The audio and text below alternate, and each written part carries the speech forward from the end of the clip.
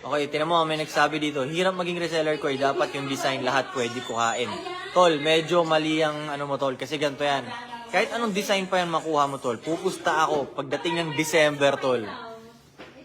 Ubus talaga yan pagdating ng December. Pa. Habang malayo pa yung December, kung ako nga sa inyo, nag-iipon na kayo ng panindig. O, kasi pag December, wala na, hindi na kami makakapag ano ata niyan. Makapaglabas ng something dahil wala, ubus talaga yan pag December. Kahit yung paninda namin, mauubos talaga pag December. Kaya kahit anong design pa yan, kasi minsan baka iniisip nyo, yung type nyo lang na design. So pag magbebenta kayo, minsan tanggalin nyo yun kung ano yung type nyo na design. Kasi pwedeng hindi yun ang type ng customer eh.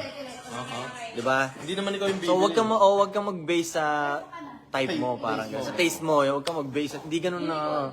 Dati na-learn ko na yung lesson na yun na nagtitinda pa ako ng shades eh. Na hindi tumawag ako dun sa tito ko na supplier ko ng shades.